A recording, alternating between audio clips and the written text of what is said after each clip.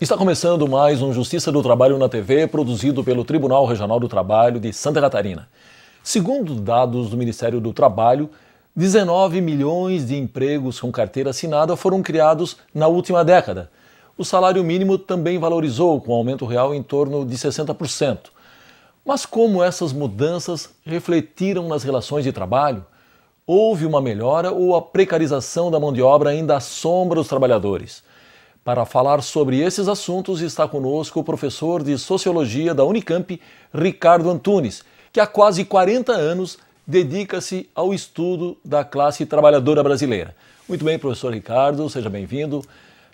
Bom retorno ao nosso programa, já tivemos a oportunidade de conversar numa certa oportunidade, foi muito proveitoso.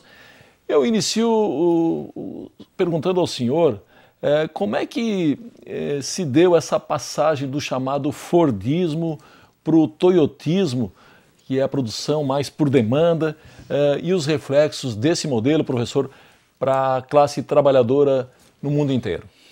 Olha, esta é uma questão bastante importante, porque a sociedade do século XX, né, século que já se foi, ela pode ser caracterizada como a sociedade do automóvel. Se tivéssemos que olhar um traço emblemático do século XX, diríamos a sociedade do automóvel, para o bem ou para o mal. Né?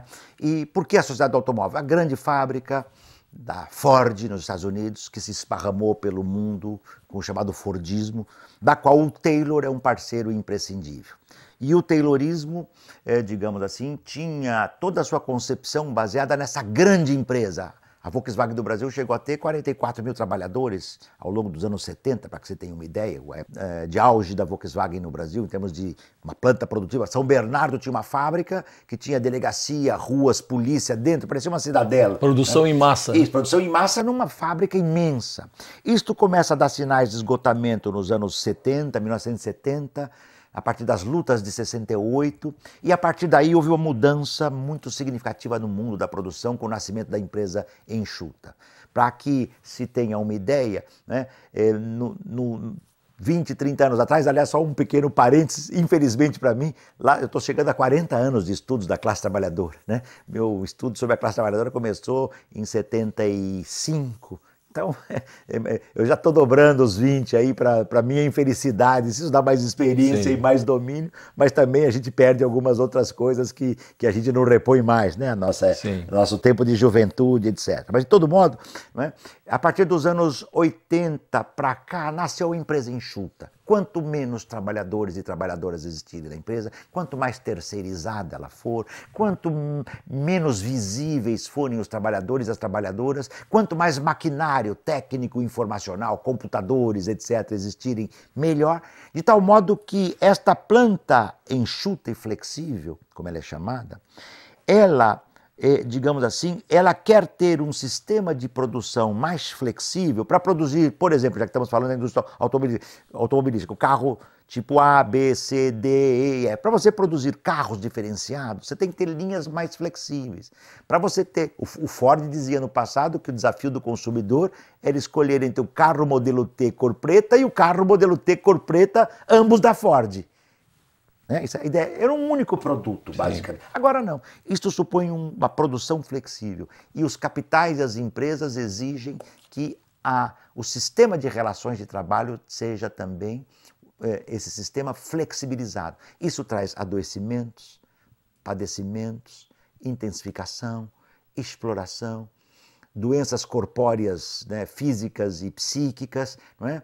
Dos quais talvez o mais visível que a gente conheça no Brasil, não é, seja o flagelo, a epidemia, como disse uma amiga minha, a professora Graça Adrucchi, não é, especialista no tema, traz uma epidemia da terceirização. Quer dizer, a classe trabalhadora perdeu direitos que ela levou séculos para conquistar na Inglaterra, na Europa, nos Estados Unidos, que levou pelo menos um século para conquistar aqui no Brasil, ou um pouco mais, porque na era da flexibilização nós corremos o risco de perdermos todos os nossos direitos conquistados nesse longo período que marcou a história do capitalismo, ainda sob a herança taylorista. Muito bem, o senhor tem dito também que terceirizar é degradar a condição humana no trabalho. Por quê, professor? Por tudo. Os empresários dizem que terceirizam para melhorar a qualidade dos serviços. Então, por que os acidentes de trabalho são muito mais intensos nos terceirizados, trabalhadores e trabalhadoras terceirizados? É a primeira pergunta. Por que os acidentes na Petrobras, por exemplo, ocorrem com mais incidência nos trabalhadores, nas partes, digamos, onde o trabalho é terceirizado? Não é? Segundo lugar, não é? A terceirização, o sentido fundamental dela, são três causas fundamentais, que o empresariado não fala. A primeira causa fundamental, redução de salário. A segunda causa fundamental, transferência para uma terceira, os custos e a gestão e o pagamento desses trabalhadores terceirizados. Né? Com isso, a empresa que contrata a terceirizada transfere para a terceirizada. Se a terceirizada não paga, essa aqui vai dizer, não, eu não sou responsável, é a terceirizada. Isso dá toda uma discussão judicial, como nós sabemos, mas muitas terceirizadas, empresas de terceirização fecham com muitas dívidas trabalhistas e nunca vão ser cobradas por causa disso. Isso também os tribunais nos mostram. E terceiro ponto, a terceirização indignifica o trabalhador porque cria o trabalhador de primeira qualidade e o de segunda. O trabalhador de primeira e o de segunda. O de primeira é aquele que tem direitos. E o de segunda é aquele terceirizado. Eu faço, muitas vezes, exatamente o mesmo que o trabalhador de primeira classe, entre aspas, faz e recebo menos. Não é por acaso, e isso é muito importante, né, que um trabalhador terceirizado ou uma trabalhadora, em geral, trabalha, tá certo, de 20% a 30% mais de tempo e recebe de 20% a 30% menos de salário. É espantosa a vigência.